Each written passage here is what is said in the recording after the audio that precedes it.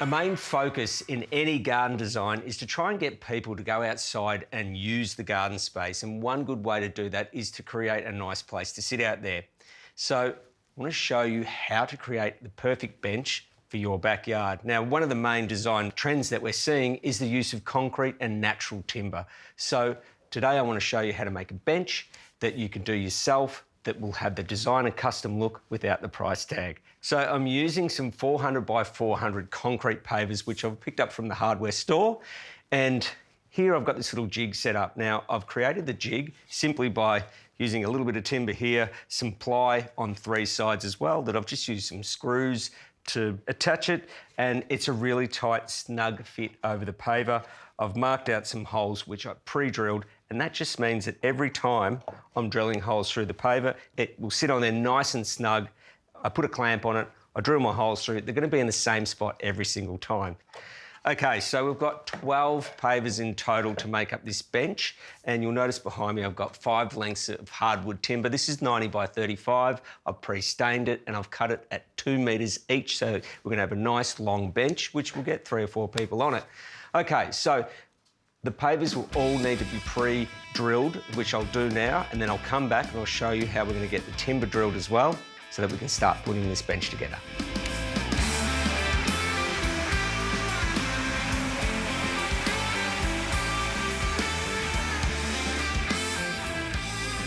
Okay, so we've got our 12 pavers pre-drilled, and now it's time to pre-drill our hardwood timber. Now, we're using the same jig as before, but what I've done is I've actually unscrewed one of the sides here so that I can slide it onto the timber. Now, it's important that we do use the same jig because that'll make sure we've aligned the same holes with the pavers. So you can see there, it'll be a nice tight fit on the end there. So now all I have to do is clamp it down, drill the holes.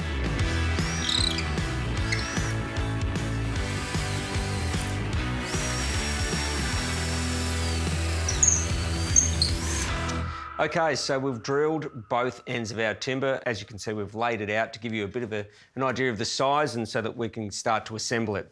Now, how we're going to actually bind these together, if you like, is by using some rod, which we're going to pass through all the holes and use some washers and nuts on each end. Now, I'm cutting my rod. This is 10mm galvanised rods, galvanised being that we want it to be able to last outside. And we've combined the measurements of 5 pieces of timber and 6 pavers, which will give us our overall distance, which is around 450 millimetres. Now, we're going to cut it a little bit longer than what we need, because we can always come back and trim off the rod later on. But I just want to just show you, with when you're cutting a rod, if you're using a vise like this, it's always a good idea to just put a couple of nuts onto the thread here and then tighten up your vise, because if you just put the thread in there and start winding the vise up, you're actually going to squash all the thread and then your thread won't work. So next, I'll be using a hacksaw to do the cuts. I'll be cutting 5 pieces. And one little tip, when you are cutting, just make sure you start your hacksaw in the groove, and then you're good to go. We'll get these cut and we'll go to the next stage.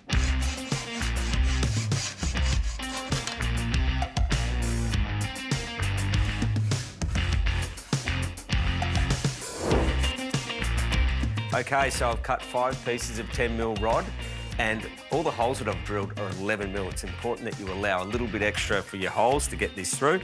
And now the next process is actually getting the rod started and ready to go in place. So with the bottom paver, just a matter of pushing the rod through, and then once again using galvanised fittings, just putting a little washer on the end there and a nut. And I'm just going to do the nut up just so it's flush with the end, and that's ready to go. Now I'm going to put the rod in the next 3 holes, and we'll come back and we'll start putting this timber on.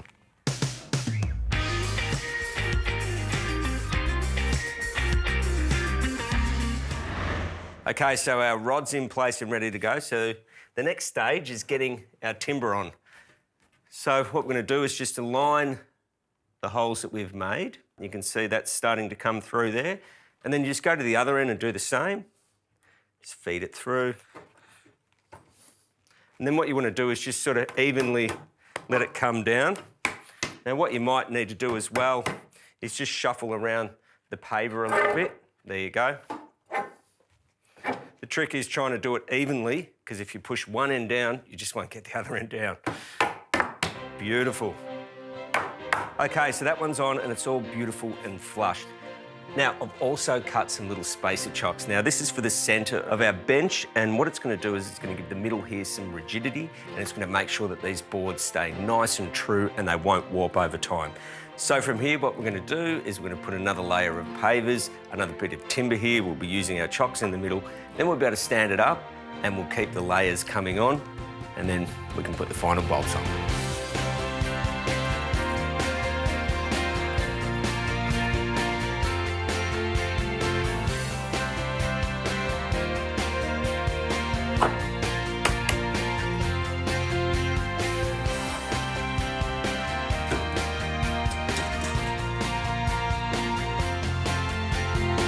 Well, there we have it. There's our bench done, and I have to say, I am absolutely wrapped with the way it's come up. Now, it's nice and solid, and there's a bit of weight in it, so look, you might need a few mates to help you move it around into position. But just to think, some pavers, some hardwood, and a little bit of effort, and you've got a beautiful bench like this. Now, when you're doing a paving job, quite often you'll have pavers left over, and this is a great way to continue that colour and texture right through the garden. It's definitely got a custom feel to it, and if you were doing a custom bench, it'd be a lot more expensive than what this was. This is a fraction of the cost. A real statement and some wow factor for your garden.